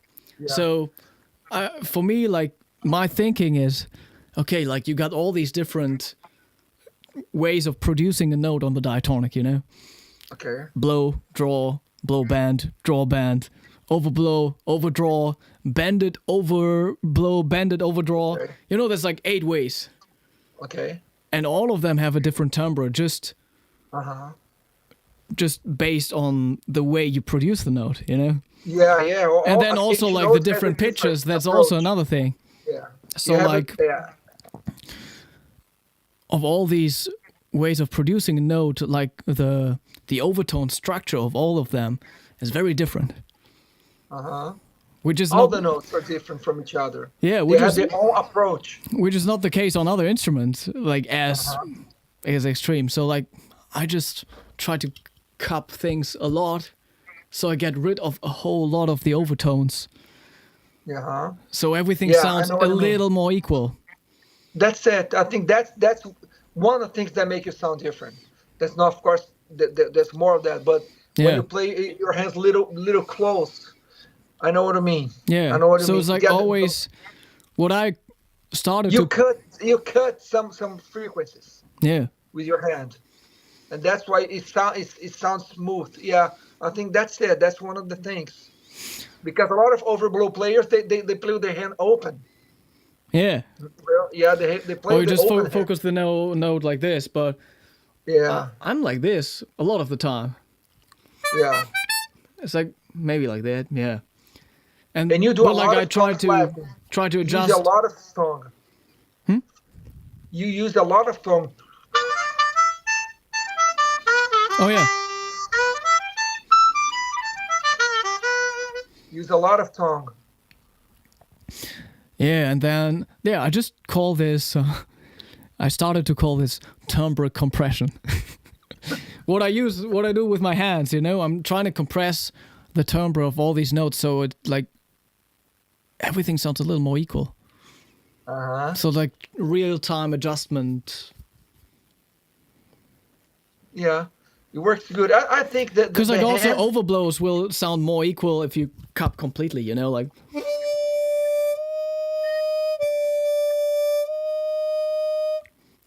it sounds more equal than. Yeah. So, yeah. It's like you try to hide a little bit from the sound so it doesn't sound an overblow. Yeah, right? Kind of. Yeah. Yeah, that's perfect. That's a good thing, man. I never thought about it. Thought about it. That's very, very good, Konstantin. Very, very good. Boa says, when you're on stage with a band, do you prefer to cup a vocal mic or get closer to the microphone on stage? Cup a vocal mic or get closer to the... Not cupping it, though. I like to cupping. I mean, nowadays I just like to stand in front of the microphone, so I got the whole freedom with my hands, you know? Yeah, you do the cupping. Yeah. Yeah. I think that's what he asked. Do you prefer to cup a vocal mic or get closer to the microphone? Oh, yeah. I just like to get close. Yeah. Yeah, you get close, but yeah, right, you don't cup. Me too. I don't like. Depends, of course. If you're gonna play to a rock band, you're gonna know it's the distortion songs. You won't cup in a lot. You're just gonna do phrases and a rock song in rock tone. I I think also you feel like I would could have hold a to microphone. practice like cupping. I don't have a microphone. Like like I would have to practice like that because like with a lot of stuff, with like faster stuff and stuff that's more advanced, a lot of my movement, like also on that piece, for example, it's like a lot of this, and a lot Yeah. of like also some flicks from the right hand, just like flicking it over. And I would have to get used to holding a heavy microphone in my hands at the same time, you know? Okay, It I know. it I wouldn't know be what you as mean. comfortable. I would be a little, yeah. But yeah, that's something you just gotta practice then too. Yeah, but in chromatic, it would sound different. I don't mind chromatic to hold the microphone together. It's different. But on the diatonic, makes it very different. It's a different sound, Yeah, especially when you play like more with closed hands. I like to play the diatonic. I like to play closer. No, that I can do the cup, but I like to hold the microphone either. yeah, and I want to have like the difference between and Yeah, like I want to yeah. have this big contrast between the two. I love harmonica acoustic sound. I love amps. Uh, I love microphone, but I love to play acoustic. I like it a Yeah, lot. I like it. There's no such things better than most beautiful than a clean and beautiful harmonica being played. I like him a lot. Hey boy, say thank you. Let's see, Rose. Yeah, you're there. nice. Oh yeah, let's make this the last question by Hop Chain here. What is the advice to sound like Stevie Wonder? Mm-hmm. You both have studied a lot that, and maybe you could share it with us. All right, I can help you with that. Yeah. First of all, you know what was a weird thing about Stevie Wonder? He does everything wrong with his tongue. He uses his tongue a lot on the chromatic. He puts his tongue right in front of on the hole.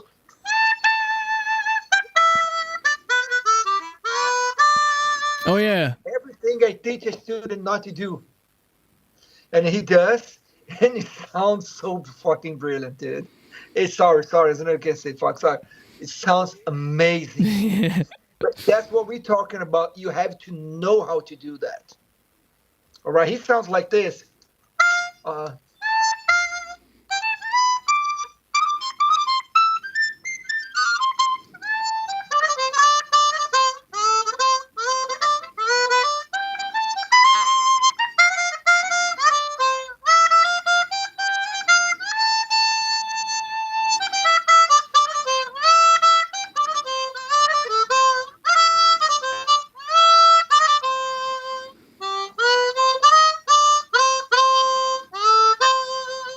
he used his song a lot. He used a lot of bands.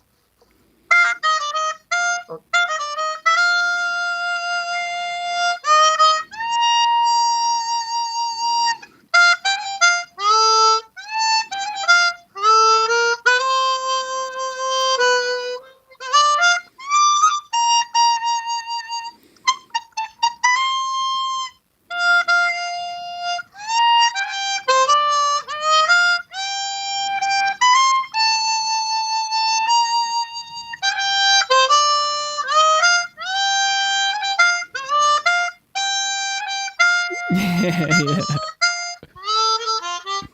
So he used a lot of bands and a lot of how do you call it, appoggiatures? How do you call? Mm-hmm.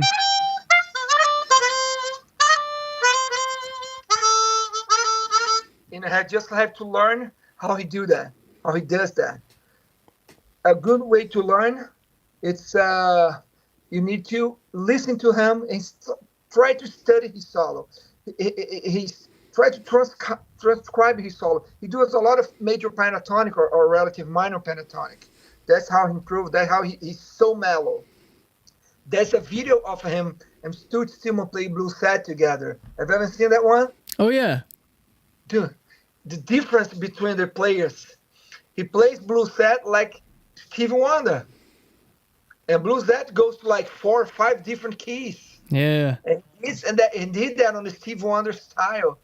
This guy, he's amazing. So mellow. I love his solo. All of those. Did with the Sting, the rhythmics, and like I when I was studying, it was funny because I tried to look for him on the internet for like I got all of his albums and I made like a file of all of his harmonicas, and I start to look on the other records from other singers and artists. I found one when he plays like Arabian band. Oh yeah. No, he plays like Arabian disco music. I'm gonna see if I can find it here and send it to you. It's so cool. It's so cool. And he plays some blues with Tony Bennett. There's 2 Tony Bennett songs he played. He plays Every Day I Have the Blues. Amazing. He makes the chromatic sound like a diatonic. Yeah. And there's one song, I think it's him. I don't know if it's Chicoria or I don't know if it's Chicoria. He plays St. Louis blues, like in another tempo. So cool too, amazing. So that's it. Nice. That's it. Yeah, almost 2 hours. Man, yeah. I think we covered a whole lot of stuff. Yeah. So Harp Chan, that's it. That's my device if you want to play like Stevie Wonder. That's really good. Yeah, that's awesome. Yeah. That's awesome. So everybody, thank you so much for tuning in and sending in these nice questions. Hanging out with us. There will be another Hohner live. I'm in touch with a new Hohner artist. He just got added, Stefano Lucignolo from Italy. So that might be the next Hohner live in 2 weeks from now. Yeah, thank you, Rodrigo, for taking the time and for joining us. Buddy, thank you for the invitation. Thank you, Hank. Hank making this happen. Thank you, my buddy Hank Shreve. Killer player that I haven't met before. I have met 6 months ago. Amazing guy, amazing player, amazing musician, multi-instrumentalist. Thank you for the invitation. All right. It was amazing to be here. It was an honor. It was real good. We can share information with people all over the world. You guys can add me to Instagram and ask a question. I'm always there to help you and maybe try to learn something too and teach and help. All right. You guys just send me a message and everyone. Oh yeah. All right. Everybody. We see each other. We see each other this year. Yeah, we can make that work. I think so. We will. Okay? So everybody, check out the description box. You can find Rodrigo's Facebook, Instagram, YouTube there. And there's another harmonica challenge coming up. We got the date fixed already. And yeah, thank you for tuning in. Have a nice evening. All right, buddy. Take you. Bye-bye. Bye-bye.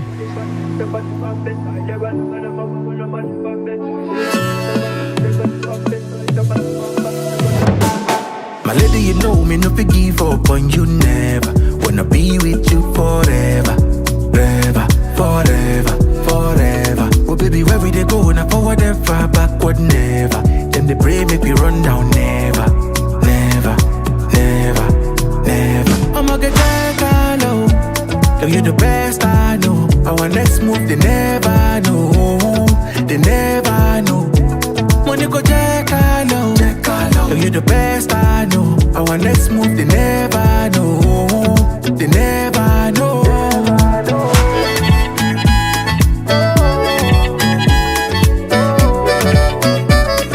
They never know.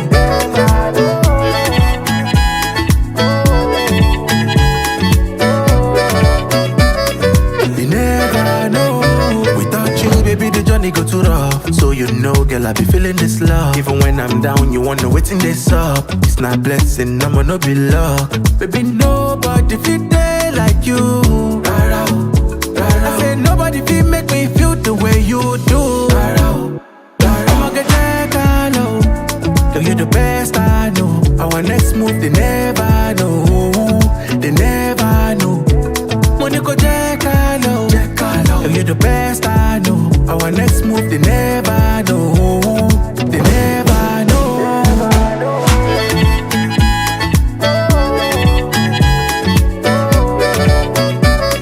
They never know.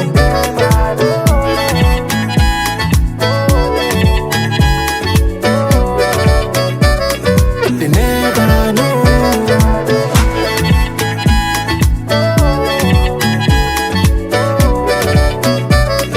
They never know. They never know.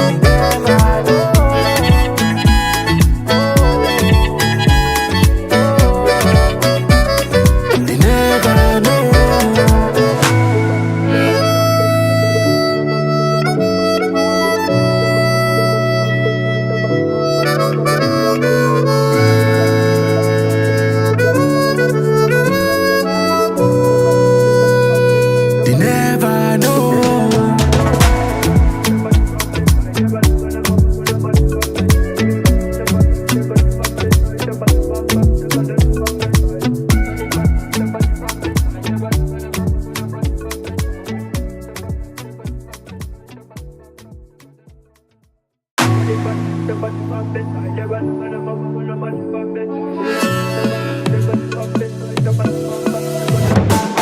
My lady, you know me no fi give up on you never. Wanna be with you forever, forever, forever, forever. Oh baby, where we dey go? Now forward ever, backward never. Them they pray make we run down never, never, never, never. I'ma get that low. Girl, you the best I know. Our next